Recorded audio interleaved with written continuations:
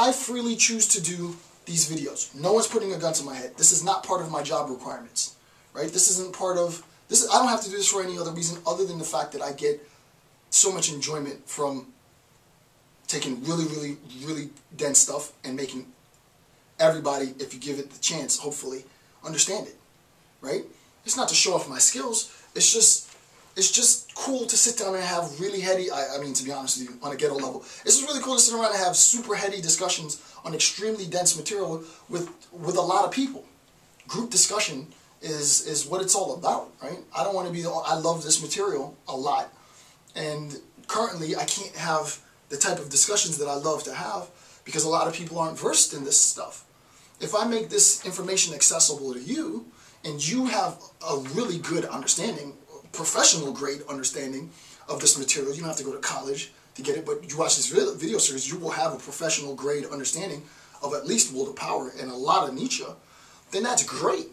If I ever bump into you in the street, we can have a freaking awesome discussion, right? Because we're both peers now. We both can talk, and we can talk heavy, right? I take pride in that. I take pride in the fact that I freely have chosen to spend my time doing this, and with the hopes of one day having a discussion with some virtual people. That's the sad part.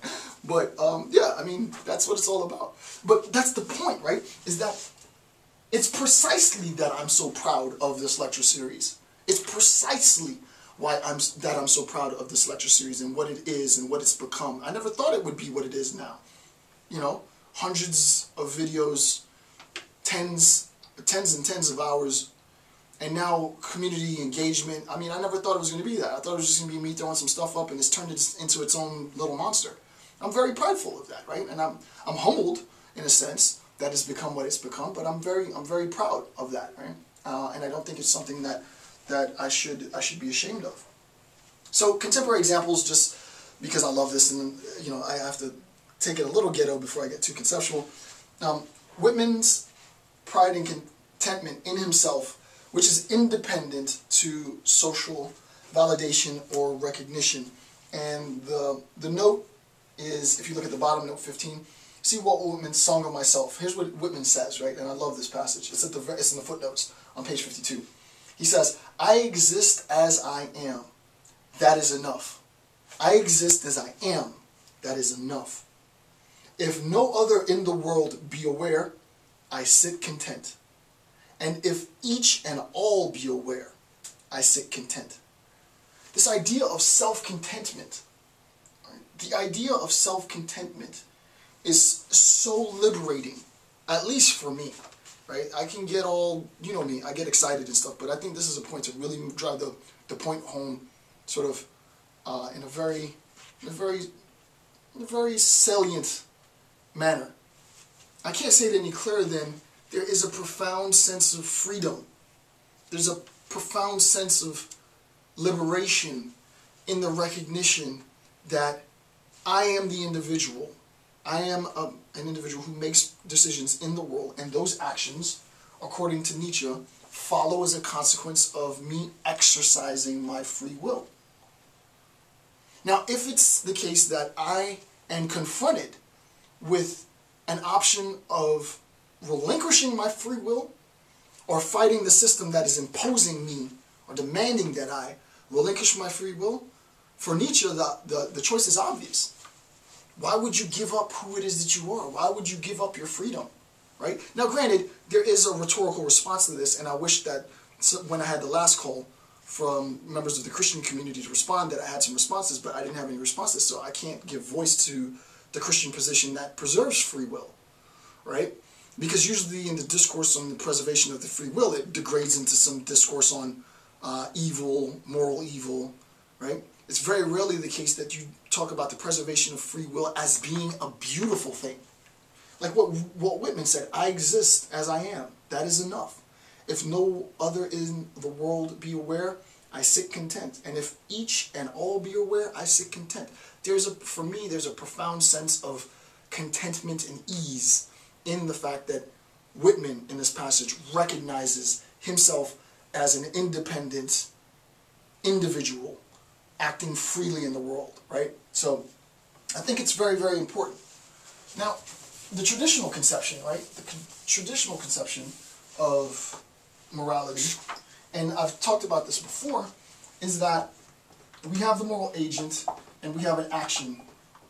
And I'm sort of articulating the image, right? We have an action in the world, X. The traditional notion is to assume that this action serves as the result of, it comes as the consequence of a free will, my free will, right? So, pretty basic, free will. Actually, let me put it where it's supposed to go. Free will. Free will as causa primum. And this is from note 288. So, this action comes as a consequence of my free will. My free will informs, I act, and there you have it. Okay, pretty simple. But now we want to regulate that action, right? You think, well, that action needs to be regulated. We need to be able to make, and we need to be justified in making assessments on the nature of the act. And I might not like the act that you choose freely to make, right? Let's say the action that you choose is X, and I happen not to like X. Right? I happen not to like X. Well, there's going to be a problem. I need to transform the nature of the act such that insofar as X is done in the world, we're thinking conceptually now, insofar as X is done in the world now, I need to make that action negatively charged, right? I want to be able to condemn that action. I want to be able to dissuade and judge and commit commandments against that action. How do I do this, right? How do I do this? Well, here's how this works. Imagine, and I'm going to sort of augment this. Imagine that we have a moral imperative. Right? We have the moral imperative. So if you look at the figure right beneath it, in the corner, upper right hand corner, you see moral imperative. So since the moral imperative, the word since there,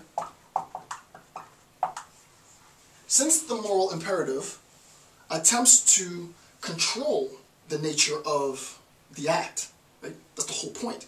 I see that you're doing something that I might not agree with, and I want to transform that act. Or, conversely, I see something that you are not doing, an inaction, and I want to encourage or mandate that you perform some new action. The moral imperative is in place, and we know this, in order to control our behavior. That's the whole point. I want you to conform to the law, morally speaking, and I am going to create an institution of punishments, praises, in order to homogenize a group of people to adopt a herd-like mentality. That's what's at stake here, and we should all know that. But the point is more severe than that, right?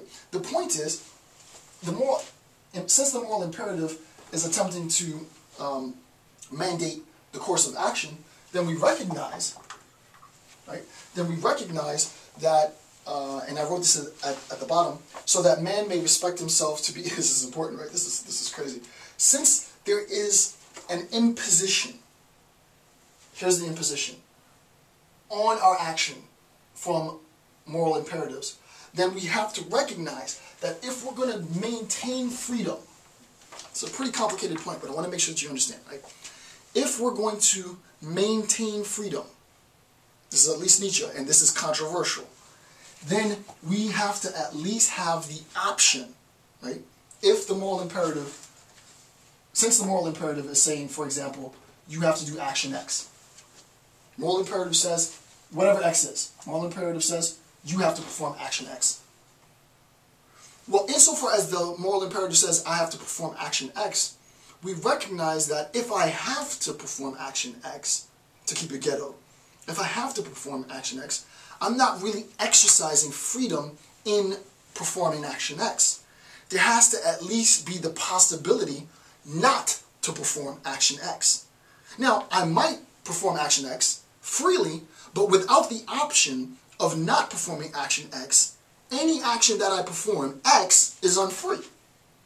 Right? You know, we're definitely